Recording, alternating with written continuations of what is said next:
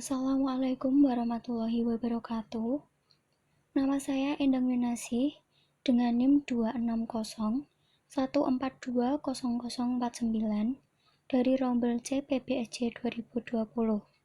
Di video kali ini, saya akan menyampaikan mengenai teori dan praktik membaca pemahaman.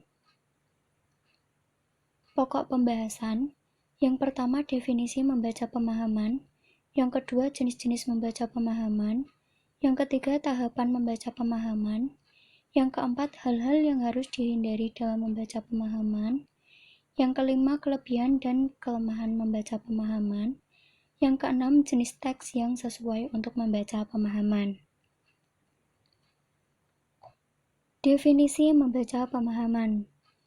Membaca pemahaman adalah suatu kegiatan membaca untuk menyerap informasi dari bahan bacaan tersebut dan memahami atau mengetahui maksud atau makna yang tersirat dari bacaan tersebut, sehingga dapat tersampaikan dengan baik kepada pembaca. Seseorang yang melakukan kegiatan membaca pemahaman harus menguasai bahasa atau tulisan yang digunakan dalam bacaan yang dibacanya, dan mampu menangkap informasi atau isi bacaan tersebut.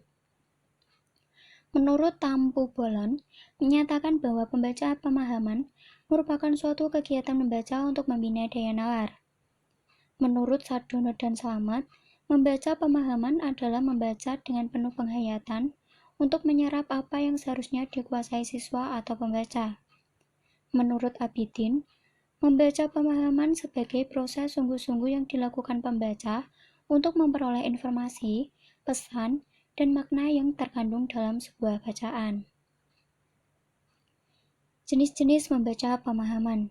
Yang pertama, membaca literal. Literal atau literal comprehension merupakan pemahaman terhadap apa yang dikatakan atau disebutkan penulis dalam teks bacaan. Dalam pemahaman literal ini tidak terjadi pendalaman pemahaman terhadap isi informasi bacaan. Yang terjadi hanya mengenal dengan mengingat apa yang tertulis dalam bacaan. Yang kedua, membaca interpretatif. Interpretatif atau interpretative comprehension merupakan kegiatan membaca yang lebih dalam lagi bila dibandingkan dengan membaca literal. Karena dalam membaca literal, pembacanya mengenal apa yang tersurat saja. Tetapi dalam membaca interpretatif, pembaca juga ingin mengetahui apa yang disampaikan penulis secara tersirat. Yang ketiga, membaca kritis. Kritis atau critical comprehension merupakan membaca yang bertujuan untuk memberikan penilaian terhadap sesuatu teks bacaan. Membaca kritis juga mengevaluasi materi tertulis, yakni membandingkan gagasan yang tercakup dalam materi dengan standar yang diketahui dan menarik kesimpulan tentang keakuratan dan kesesuaian. Tahapan membaca pemahaman. Kegiatan membaca pemahaman terjadi apabila terdapat ikatan yang aktif antara daya pikir dan kemampuan yang diperoleh pembaca melalui pengalaman membaca mereka. Untuk mendapatkan pemahaman dalam membaca, ada 5 tahapan membaca, yaitu yang pertama, menentukan tujuan pembaca terlebih dahulu. Yang kedua, membaca secara menyeluruh isi bacaan dengan cermat, sehingga kita dapat menemukan ide pokok yang terkandung dalam setiap paragrafnya. Yang ketiga, mengidentifikasi kata-kata dan frasa-frasa kunci. Yang keempat, preview artinya membaca selayang pandang. Yang kelima, mengemukakan kembali isi bacaan dengan memakai kalimat dan kata-kata sendiri. Yang keenam, mengidentifikasi teknik pengembangan paragraf. Hal-hal yang harus dihindari dalam membaca pemahaman. Yang pertama, jangan sampai fokus terpecah belah, sebab hal tersebut akan memperlambat pemahaman kita akan suatu bacaan. Yang kedua, menghindari gerakan tangan, mata, ataupun mulut dalam membaca. Yang ketiga, menghindari tempat yang ramai. Yang keempat, menghindari membaca menggunakan suara. Kelebihan dan kelemahan membaca pemahaman. Kelebihan. Yang pertama, membantu meningkatkan daya ingat untuk menghafal konsep. Yang kedua, mudah diterapkan pada semua jenjang pendidikan. Yang ketiga, mencakup isi bacaan yang luas. Yang keempat, tepat digunakan dalam pembelajaran yang bersikap deklaratif, yaitu konsep, definisi, kaidah, dan pengetahuan penerapan dalam kehidupan sehari-hari. Yang kelima, menambah kosakata dan pemahaman yang bersumber dari bahan bacaan. Kelemahan yang pertama, sulit dilaksanakan apabila sarana buku tidak tersedia. Yang kedua, kurang cocok bila diterapkan dalam pembelajaran yang bersifat prosedural atau pengetahuan keterampilan. Yang ketiga, kurang efektif jika dilaksanakan dalam kelas yang berjumlah besar. Yang keempat, memakan waktu yang cukup lama dikarenakan harus benar-benar memahami bacaan. Jenis teks yang sesuai untuk membaca pemahaman. Teks eksplanasi. Ciri-ciri teks eksplanasi yang pertama, struktur terdiri dari pernyataan umum, urutan sebab akibat, dan interpretasi. Yang kedua, memuat informasi berdasarkan fakta faktual. Yang ketiga, faktualnya itu memuat informasi yang bersifat ilmiah atau keilmuan seperti sains dan yang lainnya. Teks eksposisi. Ciri-ciri teks eksposisi yaitu yang pertama, menjelaskan informasi-informasi pengetahuan. Yang kedua, gaya informasi yang mengajak. Yang ketiga, berusaha menjelaskan tentang sesuatu. Keempat, gaya bersifat informatif. Kelima, terdapat fakta uraian singkat, padat, dan akurat. Keenam, menyampaikan secara lugas serta memakai bahasa yang baku. Yang ketujuh, tidak memihak, yang berarti tidak memaksakan kemauan penulis pada pembaca. H.G. Tarigan mengungkapkan bahwa tujuan utama membaca pemahaman adalah untuk mencari jawaban atas pertanyaan-pertanyaan yang disediakan oleh pembaca berdasarkan pada teks bacaan. Untuk itu, pertanyaan-pertanyaan tersebut adalah mengapa hal itu merupakan judul atau topik, masalah apa saja yang dikupas atau dibentangkan dalam bacaan tersebut, dan hal-hal apa yang dipelajari dan dilakukan oleh sang tokoh. Berdasarkan penjelasan tersebut, maka dapat disimpulkan bahwa membaca pemahaman mempunyai tujuan untuk memahami suatu bacaan secara menyeluruh. Pemahaman menyeluruh meliputi pendapatan ide pokok, mampu menangkap makna tersirat maupun tersurat, memperoleh rincian dan fakta dalam bacaan, menentukan judul atau topik, membuat perbandingan atau pertentangan, dan membuat kesimpulan. Praktik membaca pemahaman. Yang pertama, menyediakan buku bacaan. Buku atau teks bacaan yang tepat untuk membaca pemahaman, yaitu teks eksposisi dan teks eksplanasi, seperti membaca buku petunjuk, membaca langkah-langkah melakukan percobaan, membaca poster, membaca pengumuman, dan lain sebagainya. Yang kedua, jangan sampai fokus terpecah belah, sebab hal tersebut akan memperlambat pemahaman kita akan suatu bacaan.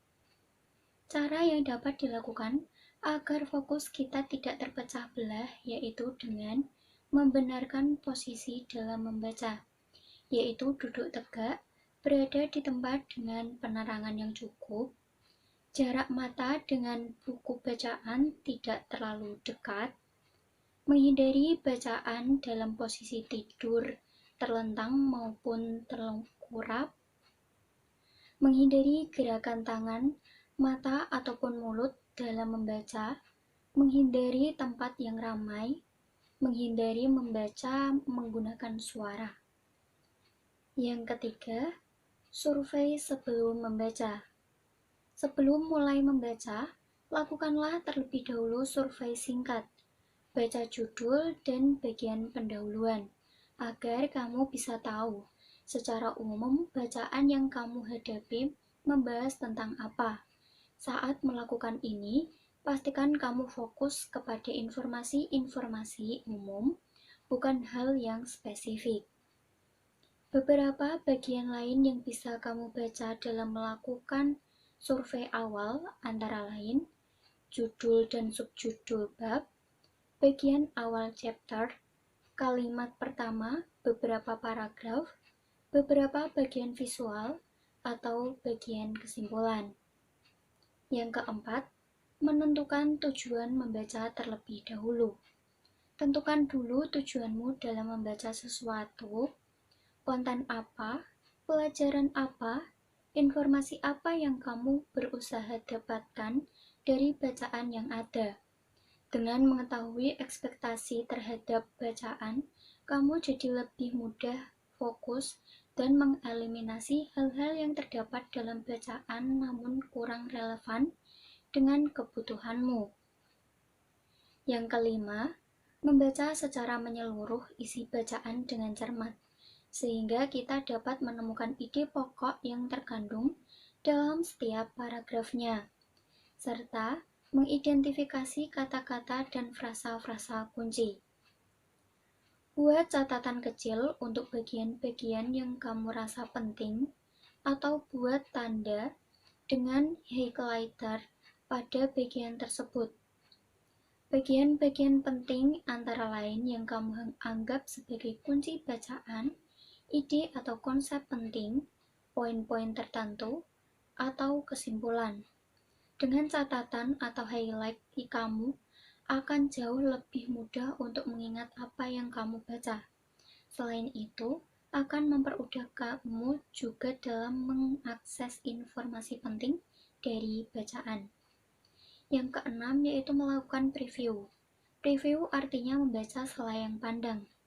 Setelah selesai membaca, langkah paling tepat adalah dengan melakukan review terhadap bacaan.